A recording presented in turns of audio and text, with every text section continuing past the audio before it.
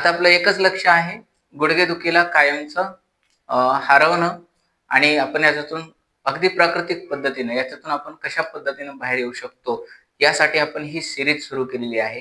यामध्ये याबद्दलची थिअरी, याबद्दलचं प्रॅक्टिकल नॉलेज आणि त्यासाठी इतर जे काही डायटरी चेंजेस जे लागतात, म्हणजे फूड हॅबिटमध्ये काय चेंजेस करावेत, आहारात काय चेंजेस करावेत, ह्या सगळ्या गोष्टीचं जेवढे काही पैलू आहेत, जेवढे काही पर्स्पेक्टिव्ह आहेत बनतात आपल्या गुडघेदुखीला कमी करण्यासाठी ते आपण करणार आहोत. कारण गुडघेदुखी हा आजार असा आहे, की भरपूर दवाखाने, भरपूर चिकित्सा करूनही हाती बऱ्याच जणांच्या काही लागत नाही. शेवटी रिप्लेसमेंटपर्यंत ही गोष्ट जाऊन थांबते आणि मग सगळं काही संपल्यासारखं वाटतं. तर हे सगळं होऊ नये यासाठी आपण ही सीरीज सुरू करत आहोत आणि हे सीरीज सुरू करण्यामागचा उद्देश पण मी तुम्हाला सांगतो. आमच्या एका पेशंटने सांगितलं होतं, की नी रिप्लेसमेंट झाल्यानंतर फिजिओथेरपीला जाण्यासाठी काही म्हणजे असं पेनफुल प्रोसेस असतात. ती वेदना खूप जास्त असतात आणि त्या व्यक्तीला सहन झालं नाही एका पेशंटला आणि त्याने स्वतःला बंदुकीने शूट करून घेतलं. तर ही जी वेदना आहे, ह्या वेदनेचा सामना कोणी करू नये. त्याचबरोबर तुम्ही अनेक उपचार केलेले असाल, समाधान लाभलं नसेल, थोडाफार फायदा झाला असेल, नसेल, जे काही असेल तुमची कंडिशन आणि तुम्हालाही डॉक्टरांनी जर ऑपरेशन सांगितलं असेल, तर थांबा. ह्या सीरीजचा पूर्ण लाभ घ्या. तुम्ही घरी राहून तुमचे गुडघे तुम्ही रिव्हर्स करू शकता. भले तुमचं सायनोव्हियल फ्लुइड संपलेला असेल, तुमच्या गुडघ्यामधला जॉइंट असा पूर्ण जवळ आलेला असेल, आतल्या बाजूने किंवा बाहेरच्या साइडने ऑस्टिओपोरोसिस सांगितलेलं आहे. जे काही पद्धतीनं तुम्हाला सांगितले असतील, जे काही कॉम्प्लिकेशन आहेत, ते बऱ्यापैकी आपण रिव्हर्स करू शकतो घरी राहून आणि हे तुम्ही करून पहा. सांगितलेल्या गोष्टीला तुम्ही प्रत्यक्षामध्ये जोपर्यंत आणणार नाही, तोपर्यंत त्याचा तुम्हाला म्हणजे परिणाम तुम्हाला अनुभवता येणार नाही. इतका जबरदस्त आहे. तर आजच्या या सीरीजमध्ये मी तुमचं स्वागत करतो. तर आज आपण समजून घेणार आहोत, की अशी कुठली गोष्ट आहे, जी आपल्या हाडाला मजबूत करू शकते आणि ती आपल्या किचनमध्येच असते. बरं का? आणि त्याचा आपण वापर जर प्रभावीपणे जर केला, तर जबरदस्त बेनिफिट होईल. वेगाने तुमच्या शरीरामध्ये बदल होईल. एवढाच नाही, तर तुमच्या शरीरातल्या मायक्रो लेव्हलवरती, अगदी पेशी लेव्हलवरती जाऊन याचा फायदा व्हायला लागतो, जर तुम्ही त्याचा योग्य पद्धतीने वापर केलेला आहात तर. तर तर तेच रहस्य मी तुमच्यासोबत आज शेअर करत आहे. एक गोष्ट लक्षात घ्या, आम्ही जे ट्रीटमेंट करतो, हे मूळ कारणावरती करतो. ज्या कारणामुळे आपल्याला आजार झालेला आहे, त्या कारणापासून जर आपण सुरुवात केली, तर हीलिंग व्हायला मदत होते. टेम्पररी रिलीफ ही वेगळी गोष्ट आहे. पर्मनंट क्युअर ही कंप्लीट वेगळी गोष्ट आहे. दोघांमध्ये जमीन आसमानचा अंतर आहे. तर आपण रूट कॉजपासून जात आहोत. कुठलाही स्वार्थ न ठेवता मी तुमच्यासोबत ह्या सगळ्या गोष्टी शेअर करत आहे. जेवढ्या सहज पद्धतीने मी तुम्हाला सांगता येईल, तेवढ्या सहज पद्धतीने मी सांगण्याचा प्रयत्न करेन. हेतू एकच आहे, आपणाला नी रिप्लेसमेंट सारख्या सर्जरीचा सामना करायचा नाही आहे. तर सुरू करूयात. आज मी जे तुमच्याशी शेअर करत आहे, ते आहे सगळ्यात महत्त्वाचा विषय, तो म्हणजे सॉल्ट. हो, सॉल्ट म्हणजे काय? आपलं दैनंदिन जीवनामध्ये वापरात येणारं मीठ. आता हे मीठ काय करतं?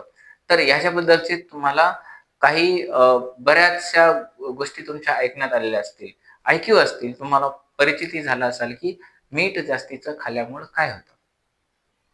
तर साहजिक आहे, मीठ जास्तीचं खाल्ल्यामुळं बीपीचा त्रास होतो, आहे ना? किडनीचा प्रॉब्लेम असल्याने तर मिठाचं अजून इंटेक कमी करावं, हे तुम्ही सगळ्यांनी ऐकलेलं आहे. परंतु खरंच मीठ वाईट आहे का? खरंच मिठामुळं बीपी वाढतो का? तर त्याचं उत्तर आहे हो.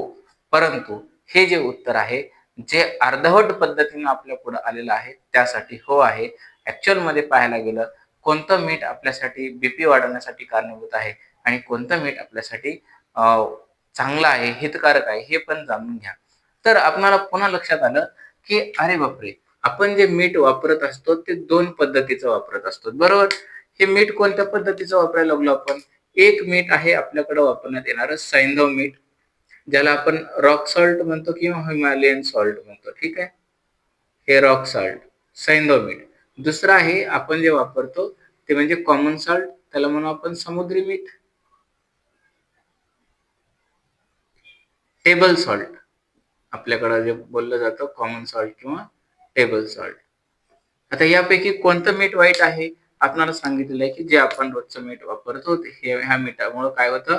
आपणाला हायपरटेन्शन सारखे बीपी सारखे आजार होतात, त्याच्यामुळे हे मीठ खाऊ नये. तर त्यातल्या त्यात कोणतं मीठ चांगलं आहे? सैंधव मीठ चांगलं आहे, हे आपण पाहिलेलं आहे. का सैंधव मीठ चांगलं आहे? सैंधव मिठामुळे बीपी नाही होत का? तर याचा काय फायदा आहे तुम्हाला सांगतो. ही जी माहिती आलेली आहे आपल्यापर्यंत अर्धवट आलेली आहे. ठीक आहे. आणि आज आपण ह्या मिठाबद्दलचं जर सत्य जाणून घेतलात तर तुमचे हाड स्ट्रॉंग होतील. तुमच्या बॉडीमध्ये ऑक्सिजन सर्क्युलेशन खूप चांगलं होईल. तुमचं हायड्रेशन चांगलं होईल. तुम्हाला जे काही प्रॉब्लेम होत आहेत, जे काही समस्या तुम्ही ह्या स्टेजला तुम्ही फेस करत आहात, पोटाशी संबंधित असतील, बद्धकोष्ठता असेल म्हणजे कॉन्स्टिपेशन, त्याच्यानंतर तोंड कोरडं पडणे, तोंडाचा घाण वास येणे, त्याच्यानंतर थकलेलं असणे, थकवा जाणवणे, आहे की नाही, एनर्जी कमी वाटणे, त्याच्यानंतर आपली जी ग्रोथ असायला पाहिजे ज्या पद्धतीनं, जेवढे आपण मेडिकेशन घेतोय, ज्या पद्धतीने आपण हेवी ट्रीटमेंट घेतोय, त्याला जे रिस्पॉन्स आपल्याला मिळायला पाहिजे तो जो मिळत नाही.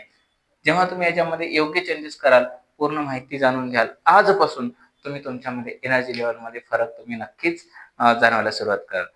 तर मग आता नेमकं सत्य काय आहे हे आपण जाणून घेऊया. तर आपल्या शरीराबद्दल एक नेहमी मी हे प्रत्येक एपिसोडमध्ये जवळपास मी ह्या गोष्टी शेअर केलेल्या आहेत. आपलं शरीर जे आहे खूप अद्भुत आहे, चमत्कारिक आहे. कारण हे प्रकृतीची देण आहे. हे मॅनमेड नाही. बाय नेचर आपलं शरीर बनलेलं आहे. म्हणून आपल्या शरीरामध्ये अद्भुत एकाग्रता आहे. त्याला वेगवेगळं करून अभ्यासणं हे तेवढं शहाणपणाचं नाही आहे. आपलं शरीर जर प्रकृतीची देण असेल आणि आपल्या शरीरामध्ये जर काही समस्या निर्माण झाल्या असतील तर त्याचं समाधान पण प्रकृतीकडे आहे. तर ते कसं ते समजून घ्या.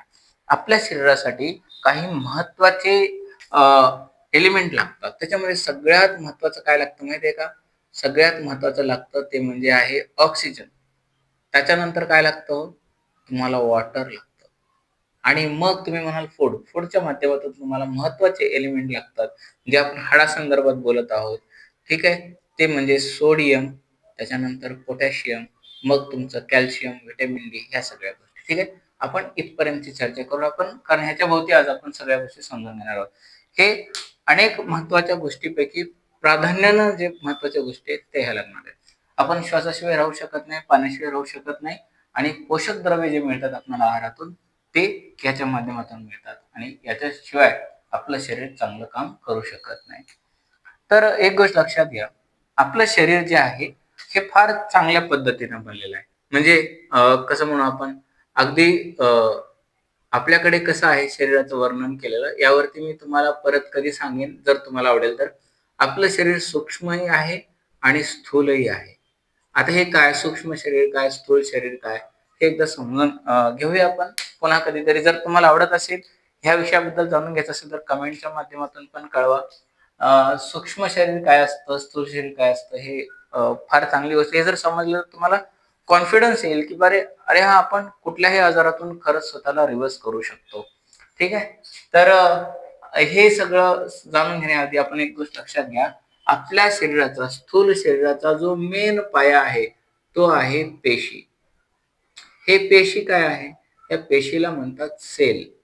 ठीक आहे? आपल्या शरीराचं एकदम बेसिक युनिट आहे. जसं घर बांधायचं असेल तर जी वीट असते, विटावर वीट ठेवून अख्खं घर बनतं, तसं पेशीला पेशी जोडून आपलं शरीर बनतं. ह्या एकाच पेशीपासून आपलं पूर्ण देह तयार झालेलं आहे. जसं झाडाच्या बियापासून अख्खा वृक्ष तयार होतो, एका पेशीपासून अख्खा देह तयार झालेला आहे. मग याच पेशीपासून डोळे, नाक, कान, हाड, मांस, त्वचा सगळं काही एका पेशीपासून बनलेलं आहे. तर एक स्वतंत्र पेशी, एक पेशी म्हणजे अख्खं शरीर आहे, हे असं तुम्ही गृहीत धरू शकता. तर आता काय समजून घेणार आहोत आपण, की आपली जी पेशी आहे,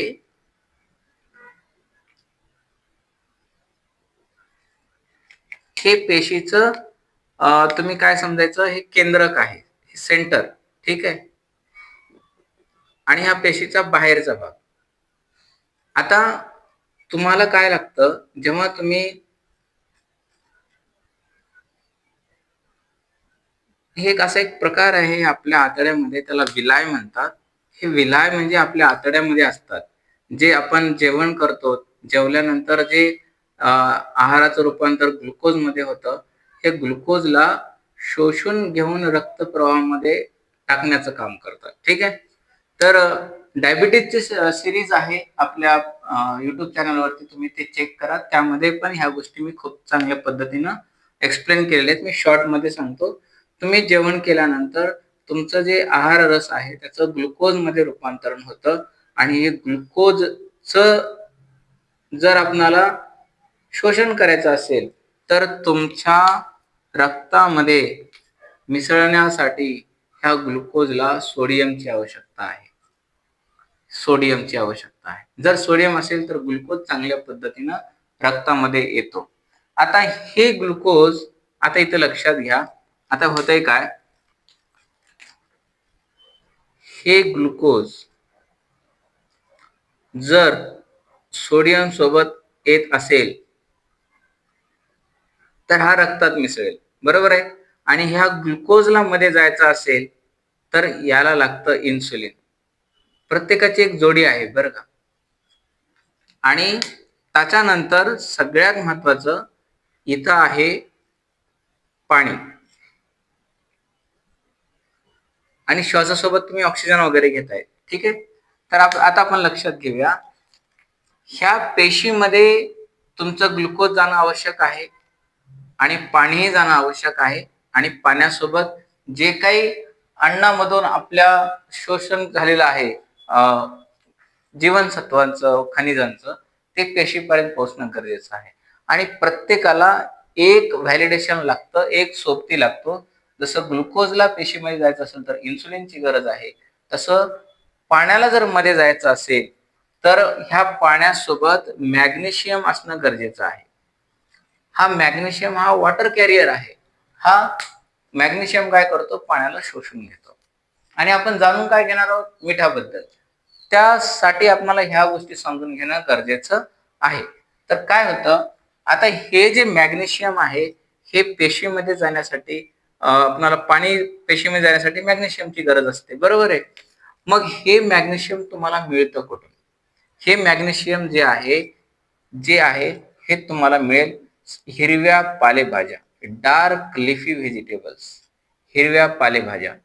हे लक्षात घ्या, हिरव्या पालेभाज्यामधून तुम्हाला भरपूर काय मिळणार आहेत, असे मॅग्नेशियम मिळणार आहेत, मिनरल्स मिळणार आहेत, पोटॅशियम, सोडियम मिळणार आहेत, है की नाही. फ्रुट्स मधून मिळतील तुम्हाला आणि काही सीड्स मधून मिळतील तुम्हाला. परंतु एक प्रॉब्लेम असा आहे, जेव्हा आपण यांना शिजवतो तेव्हा यांच्यामधले जे मिनरल्स आहेत, व्हायटल मिनरल्स आहेत, हे सगळे डिस्ट्रॉय होतात आणि जर ज्यूस फॉर्म मध्ये पिलात तर बऱ्यापैकी तुम्हाला मिळतात. आता प्रश्न करा स्वतःला की तुम्ही ग्रीन ज्युसेस किती पिता, व्हेजिटेबल ज्युसेस किती पिता, कशा पद्धतीनं पिता, ह्या गोष्टी सगळ्या महत्वाच्या आहेत. जर तुम्ही हे पित नसाल हे तर तुम्ही हे वाढवा, हे तुम्हाला आवश्यक आहे. त्याचबरोबर आता आपण समजून घेऊया मिठाबद्दल. हे आतापर्यंत जे सांगितले त्याला स्टोअर करा, लक्षात घ्या, समजलं नसेल तर परत एकदा पहा, कारण हे वैज्ञानिक आहे. तुम्हाला याच्यातून कुठली परीक्षा देऊन टॉप करायचं नाहीये. तुम्हाला थोडं थोडं जरी समजलं तरी खूप आहे. काय समजलं गरजेचं आहे, किंवा आपल्या शरीरामध्ये ग्लुकोज, पाणी हे सगळं पोहोचण्यासाठी काही काही घटक लागतात. जसं की ग्लुकोज जर आपल्या शरीरामध्ये, म्हणजे साखर जर शरीरामध्ये अंगाला लागायची असेल, अंगी लागणं जे म्हणतो, त्याच्यासाठी इन्सुलिन सारखा प्रकार पेशीमध्ये जाणं गरजेचं आहे. पेशीपर्यंत आतपर्यंत पोहोचणं गरजेचं आहे. आपण पिलेलं पाणी, आपल्या शरीराला मिळालेलं पाणी हे पेशीच्या आतपर्यंत जोपर्यंत पोहोचणार नाही तोपर्यंत बाकीचे जे खनिज आहेत तोपर्यंत पोहोचणार नाही. जर ह्या पेशीची जर भरणा चांगली झाली, ही पेशी जर मजबूत झाली तर मग तुमची त्वचा मजबूत राहील, तुमचे हाड मजबूत राहतील, तुमचे डोळे मजबूत राहतील, तुमचा मेंदू चांगला राहील, तुमचं अख्खं शरीर चांगलं राहील.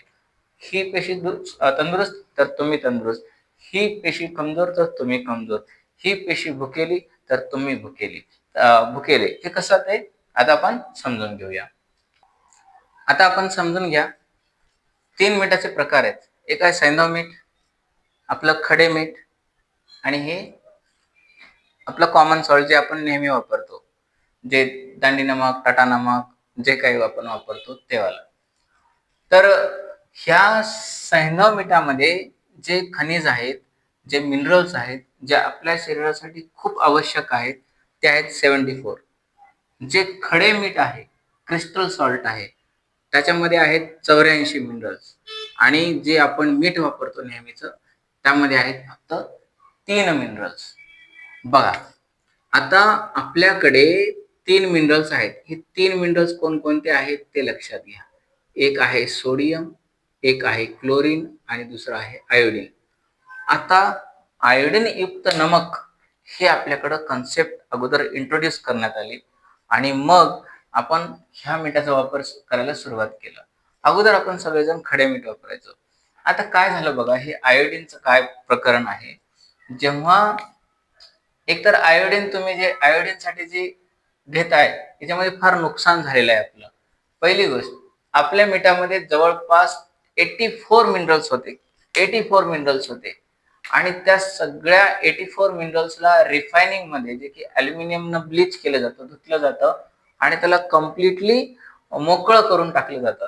जर तुम्ही आठवत असाल की जेव्हा आपल्याला खडे मीठ वापरायचे आपल्याकडे जेव्हा प्रथा होती, आपण जेव्हा वापरायचो, जे मिठाचं पोतं असायचं, थैलं असायचं, ते ओलसर व्हायचं. कारण त्याच्यामध्ये इतर खनिजासोबत मॅग्नेशियम ब्रोमाइड, मॅग्नेशियम सल्फाइड ह्यासारखे मॅग्नेशियम त्यामध्ये भरपूर आहेत. तर हे मॅग्नेशियम काय करतात, पाण्याला धरून ठेवतात आणि ही त्याची खासियत आहे. हे त्याचं नैसर्गिक गुणधर्म आहे. तेच आपल्याला हवं असतं. तर जेव्हा ब्लीच केलं जातं, समुद्री मिठाला धुतलं जातं, त्याच्यावर रिफायनिंग प्रोसेस केली जाते, तेव्हा त्याच्यामध्ये असणारे कंप्लीट मिनरल्स डिस्ट्रॉय होतात. उरतं फक्त सोडियम, क्लोरीन आणि आयोडीन. फक्त सोडियम जर आपल्याला सोडियमचं इंजेक्ट केलं गेलं जर आपल्या रक्तामध्ये तर माणसाचा मृत्यू होऊ शकतो. या गोष्टी लक्षात घ्या. त्याच्यात नका जाऊ. ते गोष्ट लक्षात घ्या की आपण जे मीठ वापरतोय त्या जे मीठ आहे तर हे मीठ नुकसान करून आपल्या पुढे आणलेलं आहे. हे मीठ 2 रुपये किलो मिळत होतं. आज किती रुपयाने मिळतंय आपण जे आणतो ते पहा. किमतीत पण फरक आहे, पण क्वालिटीमध्ये खूप त्याच्यामध्ये खूप खालची पातळीनं फरक पडलेला आहे. आता हे काय करतं मीठ हे लक्षात घ्या. आपणाला सोडियम, क्लोरीन आणि आयोडीन. आता हा प्रश्न येतो, मग आयोडीन कसं मिळणार आपल्याला? पहिली गोष्ट लक्षात घ्या. आयोडीन मिळतं समुद्री किनाऱ्यावरती, जिथं झाडं जे उगवली जातात, फळाची झाडं, भाजीपाला वगैरे, ते नैसर्गिकरित्या त्या मातीमध्ये ते आयोडीन असतं. त्या झाडपाल्याच्या माध्यमातून आयोडीन मिळतं. दुसरं, जे तुम्ही खडे मीठ वापरता, खडे मीठ करताना काय होतं, जे क्रिस्टल फॉर्म तयार होतो, जे ज्या पद्धतीनं स्फटिक स्वरूप त्याला प्राप्त होतं, त्या स्फटिक मध्ये आयोडीन हा मध्ये असतो. ठीक आहे. जर आपण ह्या मिठाला फोडलं, पावडर फॉर्म मध्ये जर केलं, तर हे 2 तासामध्ये त्याचं हवेमध्ये ते काय जातं, निघून जातं आयोडीन. आयोडीनला कोणी टिकवून ठेवू शकत नाही.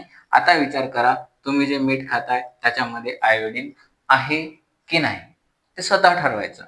आता दुसरी गोष्ट, आता येऊया आपण सोडियम आणि क्लोरीनच्या बाबतीत. आता सोडियम क्लोराईड आपल्या शरीरामध्ये येतंय. मग शरीरामध्ये आल्यानंतर काय होतं हे आधी समजून घ्या. हे तुमची पेशी. आता हे पेशीमध्ये काय होईल,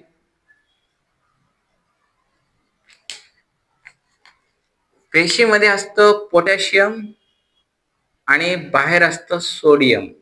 ठीक आहे. आता हे यांची जागा फिक्स आहे. पेशीच्या आतमध्ये पोटॅशियम आहे आणि सोडियम आहे. जर आपण सोडियमचं अति सेवन केलं, सोडियम जास्त खाण्यात आला, तर हा सोडियमचा दबाव वाढून हा सोडियम मध्ये जातो आणि पोटॅशियमची संख्या खालावते. कारण आपण बॅलन्स्ड फॉर्म मध्ये मीठ घेत नाहीये. आपल्याला सोडियम मिळते पण पोटॅशियम मिळत आहे का? नाही.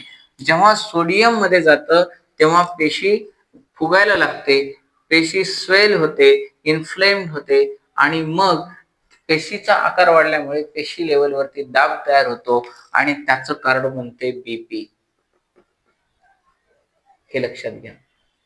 आता मग तुम्हाला डॉक्टर सांगतात की मीठ खाल्ल्यामुळे बीपी वाढते, म्हणून एक काम करा, तुम्ही मीठ खाणं बंद तरी करा, कमी तरी करा. आणि काही डायटिशियन काय सांगतात की नो सॉल्ट डाएट करा, म्हणजे मीठ अजिबात खायचं नाही. एकतर तुम्ही मीठ न खाणं आणि दुसरं काय म्हणू, टेबल सॉल्ट खाणं, हे दोन्हीही तुम्हाला घातक आहे. मिठाचं पण आवश्यकता आहे आणि आपण जर मीठ अजिबात खात नसेल तर ते पण धोक्याचं आहे. मग आपल्याला काय करायचंय, हे पहिल्यांदा जे कॉमन सॉल्ट आपण घरी वापरतो त्याला आजपासून सुट्टी द्या आणि वापरायला सुरुवात करा सी सॉल्ट, म्हणजे खडे मीठ. आता खडे मीठ तुम्हाला पाहिजे असेल तर आपल्याकडे पण मिळतं ट्रिपल मॅग्नेशियम फॉर्म्युलास आहेत, जे की प्रणोवा सॉल्ट म्हणून आहे, जे की स्क्रीनवरती तुम्हाला त्याचं चित्र दिसत असेल. हवं असेल तर तुम्ही त्याबद्दल एन्क्वायरी करू शकता. पण तुम्ही सरळ सरळ समुद्री मीठ जे मिळतं खडे स्वरूपात ते पण वापरू शकता. आता इथं येऊया. तर आपलं मीठ काय करतं, म्हणजे हे समुद्री मीठ काय करतं? समुद्री मिठाचा वापर असा आहे की याच्यामध्ये प्रचुर मात्रामध्ये मिनरल्स आहेत, खनिज आहेत. आता या आधी मी तुमच्याशी जी चर्चा केली होती ते आपण समजून घेऊ. आता या पेशीमध्ये जायचं जर असेल कोणाला, पाण्याला, ठीक आहे, आणि पाण्यासोबत कोण जाणार आहेत, खनिज जाणार आहेत. आणि या सगळ्या खनिजाला घेऊन जाण्यासाठी कोण लागतं, मॅग्नेशियम. मॅग्नेशियमच्या पाठीवर बसून कोण असणार आहेत, इतर मिनरल्स. म्हणजे आता इतर मिनरल्स मध्ये ज्याचा आपण शोध घेत आहोत, ठीक आहे, एक गोष्ट लक्षात घ्या, मी इथं लिहितो. या मॅग्नेशियमच्या जोरावर, या मॅग्नेशियमच्या पाठीवर ज्याचा आपण शोध घेत आहोत, ज्याला आपण गोळ्या खाऊन खाऊन आपले हाडं मजबूत करण्याचा प्रयत्न करत आहोत, ते म्हणजे कॅल्शियम. हे कॅल्शियम देखील हे मॅग्नेशियम शिवाय काय होत नाही, पेशीमध्ये जाऊ शकत नाही. आणि पेशीला भेटलं नसेल तर तुमच्या हाडांना भेटणार नाही. आणि हे मॅग्नेशियम पाण्याच्या माध्यमातून कुठं जाणार आहे, मध्ये जाणार आहे. आताच मी तुम्हाला उदाहरण दिलं होतं की अगोदरचे जे खडे मिठाचे जे पोते असायचे ते ओलसर व्हायचे, कारण त्यांच्यामध्ये पाणी धरून ठेवण्याची, खेचून ठेवण्याची क्षमता आहे. मॅग्नेशियम काय करतं, पाण्याला ऍब्सॉर्ब करतं आणि त्या पाण्याच्या माध्यमातून पेशीपर्यंत पोहोचतं. मॅग्नेशियम पोहोचलं तर कॅल्शियम, पोटॅशियम, सोडियम, सल्फर, जे काही व्हायटल आपल्याला लागणारे मिनरल्स आहेत ते आवश्यकता स्वरूपात, बॅलन्स स्वरूपामध्ये पेशीला मिळतात आणि पेशीमध्ये इम्बॅलन्स क्रिएट होत नाही. आणि पेशींना खनिज मिळाले की पेशी ऍक्टिव्हली काम करायला लागतात, ऑक्सिजनचं स्मार्टली यूज व्हायला लागतं, एनर्जी प्रोडक्शन चांगला होतो आणि मग तुमची हाडाची झालेली झीज भरून यायला मदत होते. आता तुम्हाला रिलेशन लक्षात येत आहे का, की आपलं शरीर हे फक्त बाहेरून औषधं घेऊन नाही होणार बरं, यासाठी गरज आहे ती योग्य चॉईसची. आता प्रश्न करतील काही जण की मग ह्या रॉक सॉल्ट बद्दल काय? फरक एवढाच आहे की समुद्री मिठापेक्षा ह्या सैंधव मिठामध्ये कमी मिनरल्स आहेत. वापरू शकता, नो डाऊट. परंतु माझी फर्स्ट चॉईस ही आहे, सेकंड चॉईस ही आहे. आणि कॉमन सॉल्ट जे आपण वापरतो ते मात्र अजिबात वापरू नका. ते जे मीठ असं टाकून कोरडं कोरडं दाखवतात ते आपल्यासाठी अजिबात चांगलं नाही. रिफायनिंग हे आपल्या फायद्यासाठी नाहीये, एवढंच मी बोलू शकतो. बाकी तुम्ही सुज्ञ आहात, काय योग्य काय अयोग्य हे तुम्ही नक्कीच ठरवू शकता. आता याच्या पलीकडे आता एक गोष्ट लक्षात घ्या, तर याचे काय कशा पद्धतीने वापर करू शकता. पहिली गोष्ट, ज्यांना बीपी वगैरे आहे घाबरू नका. दिवसातून 3-4 ग्लास तुम्ही जस्ट तिळा एवढा खडा मिठाचा, आपल्या खड्या मिठाचा जिभेवरती ठेवा, घोट घोट घोट पाणी एक एक ग्लास पिया. असं करत करत दिवसातले 8 ग्लास 8 वेळा तिळा एवढा मिठाचा खडा ठेवून पाणी प्यायला सुरुवात करा. तुम्ही लक्षात घ्याल की पाणी पिल्यानंतर देखील तुम्हाला बाथरूमला जावं लागत नाहीये. आधी जे तोंड कोरडं पडत होतं ते कोरडेपणा नाहीये. आधी जो थकवा होता तो नाहीये. तुम्हाला पायामधून जे कटकटचा आवाज येत होता तो पण नाहीये. आणि ज्या पद्धतीनं तुम्ही कॅल्शियम घेताय नॅचरल स्वरूपामध्ये, जे कोणी आमच्याकडून कन्सल्ट करून घेताय डाएट त्यांच्याशी, म्हणजे तुम्ही पण करून घ्या, म्हणजे तुम्हाला लक्षात येईल. कारण जेव्हा तुम्ही डाएट आणि सोबत ही पद्धत किंवा आमच्याकडून जे मेडिसिन मिळतं ते आणि मग बाकीच्या वर्कआउट, ह्या सगळ्या गोष्टी जेव्हा एकत्रितपणे करता, तेव्हा विदिन अ वीक काही जणांना तर डे फर्स्ट पासून इम्प्रूव्हमेंट जाणवायला सुरुवात होते. मी हाईप करत नाहीये, ही वास्तविकता आहे. तुम्ही जेव्हा प्रत्यक्ष स्वतःचे डॉक्टर तुम्ही जेव्हा स्वतः बनता आणि हीलिंगच्या वाटेवर जेव्हा लागता, तेव्हा चमत्कारिक अनुभव तुम्हाला मिळायला लागतात. आपण योग्य दिशा पकडायला वेळ आहे फक्त. तुम्ही योग्य दिशेने चालायला सुरुवात तर करा. आज तुमची जी काही स्थिती असेल, तुम्हाला 2 पावलं चालता येत नसेल तर तुम्ही एका आठवड्यामध्ये तुमच्यामध्ये इम्प्रूव्हमेंट दिसायला लागेल. असं करत करत काही दिवसांमध्येच तुम्ही वेदनामुक्त होऊ शकता. तुमचं ऑस्टिओपोरोसिस सांगितलेलं आहे, सायनोव्हियल फ्लुइड तुमचं लॉस झालेला आहे, लिगामेंट टिअर झालेला आहे, गुडघ्यामध्ये गॅप फार झालेला आहे, म्हणजे एकदम कमी झालेला आहे, गुडघे वाकडे झालेले आहेत, लिम्पिंग जास्त होतंय, मणक्याचा प्रॉब्लेम आहे, जे काही आहे, अँकोलायझिंग स्पॉन्डिलायटिस आहे, अगदी मान तुम्ही हलवूच शकत नाही, अशा पद्धतीची तुमची सिच्युएशन झालेली असेल तरी हे तुम्हाला खूप मदत करेल. हे मी तुम्हाला शॉर्टमध्ये सांगितलेलं आहे. तुम्हाला आजचा व्हिडिओ आवडला का, हे कमेंटच्या माध्यमातून सांगा आणि पुढे आपण लक्षात घेऊया की अजून कोणकोणते असे घटक आहेत जे तुम्ही घरच्या घरी स्मार्टली यूज करू शकता आणि तुमच्या हाडांना तुम्ही मजबूत करू शकता. हिलिंग शक्य आहे. तुम्ही घरच्या घरी तुम्ही स्वतःला दुरुस्त करू शकता. गरज आहे ती आत्मविश्वासाने, पूर्ण श्रद्धा भावनेने तुम्ही सुरुवात करा. आम्ही हॅपीनेस जे आपलं S-H-N-N research and training centre Nanded इथे जे आहे, तिथून आम्ही हे एपिसोड रन करत आहोत. खास तुमच्यासाठी. घरोघरी आजकाल गुडघेदुखी ही महामारीसारखी पसरलेली आहे. अगदी तरुणापासून ते वयस्क लोकांपर्यंत सगळ्यांना ही समस्या भेडसावत आहे आणि ऑपरेशनपर्यंत शेवटी जाऊन ह्या गोष्टी थांबत आहेत आणि नंतरही त्याचे वेदना काही संपत नाहीयेत. तर यातून तुम्ही मुक्त व्हावं, याचा पूर्ण लाभ घ्यावा, हीच आमची इच्छा आहे. अ, ही माहिती जर आवडली असेल तर चॅनलला सबस्क्राईब करा. कमेंटच्या माध्यमातून तुमचे मतं कळवा आणि तुमच्या जे काही रिलेटिव्हज वगैरे आहेत, गरजू व्यक्ती आहेत, त्यांच्यापर्यंत हा व्हिडिओ नक्कीच शेअर करा. तोपर्यंत काळजी घ्या. थँक